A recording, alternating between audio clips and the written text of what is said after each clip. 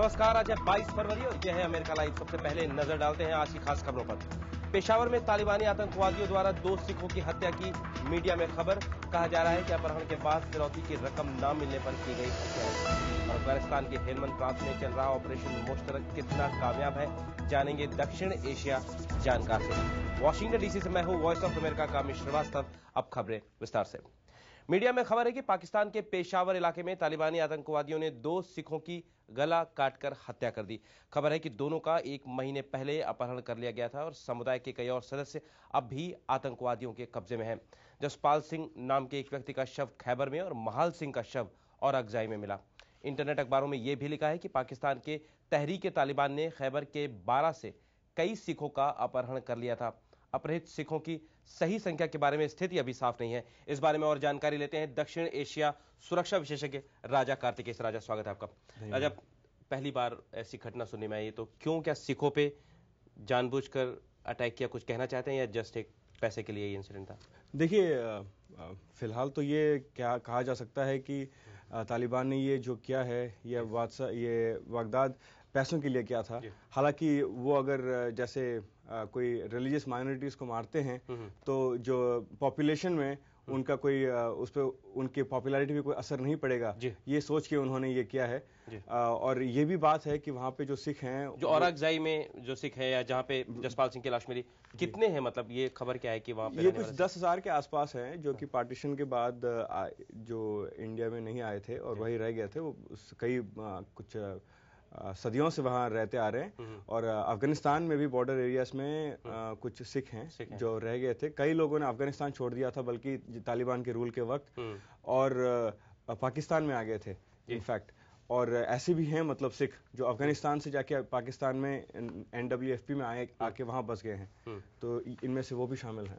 ठीक है राजा, पाकिस्तान के बाद चलते हैं अफगानिस्तान। वहां से आपसे मैं पूछना चाहूंगा कि ऑपरेशन मुश्तरक में क्या चल रहा है, कितनी प्रगति हुई है। देखते हैं कि खबर क्या है वहां पर। पहले नाटो अधिकारियों ने कल कहा कि अफगानिस्तान के हेलमंद प्रांत में अंतर्राष्ट्रीय सेनाओं की कार्रवाई जोरों पर है। सेनाएं वहां हमले के लिए अपना रास्ता तैयार कर रही हैं। इस इलाके में तालिबान की एक चौकी है। गठजोड़ सेनाओं ने कहा है कि ऑपरेशन मुश्तरक से उस इलाके में आजादी से आवाजाही बेहतर हुई है। ब्रिटेन, अमेरिका और अफगान सेनाओं ने मरजा शहर में हमले शुरू कर दिए हैं। ऑपरेशन मुश्तरक के बारे में और जानकारी लेते हैं राजा कार्तिकेय से। राजा, ये बताएं कि कितनी प्रगति कही जाए अब तक, क्या प्रगति है ऑपरेशन मुश्तरक में? देखिए, अभी इस वक्त ये कह सकते हैं कि प्रगति जो है मतलब बहुत ही धीरे से कोalition फोर्सेस अमेरिकी और अफगान सेनाएं जो हैं बहुत ही धीरे से जा रही हैं मरजा के अंदर। ज्यादा एक तो इसलिए कि उनकी खुद की कैजुअलिटीज कम कर सकें, और इसलिए भी क्योंकि वो चाहते हैं कि सिविलियन कैजुअलिटीज जिस हद तक हो सके कम करें। जैसा कि भी हादसा हुआ 12 लोगों के साथ, उसको कम करें। बिल्कुल, अब तक कुछ 15 सिविलियन मारे गए हैं। इसलिए एक नया कॉम्बैट कोड लागू किया गया है, जिसके अंदर आप कोई भी हैवी आर्टिलरी वगैरह का इस्तेमाल नहीं कर सकते हैं, मतलब अमेरिकी सेनाएं इस्तेमाल नहीं कर सकती हैं। तो इसलिए वो बहुत ही टाइम लगेगा अभी उनको पूरे शहर पे काबू पाने में। सवाल ये कि जो शहर पे काबू पा ले रहे हैं, उसके बाद उनको सिक्योर कौन करेगा कि वापस तालिबान ना आ जाए, और बाकी वहां लोगों को क्या दिक्कतें आएंगी इसके बाद? जी, सेनाओं के साथ, बल्कि आप देखें तो इस पर्टिकुलर ऑपरेशन में अफगान सेनाओं की तादाद जो है बहुत ही ज्यादा है अमेरिकी सेनाओं से। बल्कि मुश्तरक, उसका नाम ही ये था कि उसका मतलब है टुगेदर, एक साथ मिलकर हम इस पे काबू पा सकें। और तो इसलिए अफगान गवर्नमेंट के ऑफिशियल्स, एजुकेशन, इस तरह ऐसे कुछ खास मिनिस्ट्रीज के ऑफिशियल्स, उनके मतलब जैसे ही सेनाएं एक कोई जगह पे काबू पा लेती हैं, फिर ये गवर्नमेंट की टीम्स वहां चली जाती हैं। और इसी तरह से बल्कि नाद अली जो जिला है जिसमें मरजा है, वहां पे ऑलरेडी 2 स्कूल्स उन्होंने चालू कर दिया उनका काम करना।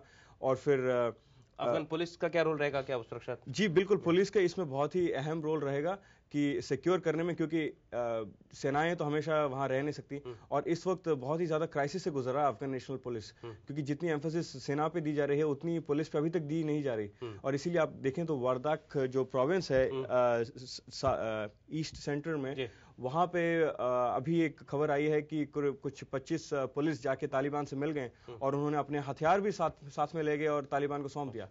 तो इस तरह से मतलब और पुलिस में बहुत ही प्रॉब्लम्स हैं, अभी निपटाना बाकी है। सभी से निपटना होगा और तब जाकर वहां पर मरजा में शांति स्थापित होगी। बहुत बहुत धन्यवाद राजा, स्टूडियो में आने के लिए। अमेरिका लाइव आप हमारी वेबसाइट www.voasamachaar.com पर भी देख सकते हैं। अमेरिका लाइव के बारे में अपनी राय हमें americalive@voanews.com पर भेजना ना भूलें। अमेरिका की बड़ी खबरों के साथ कल फिर मिलेंगे। नमस्कार।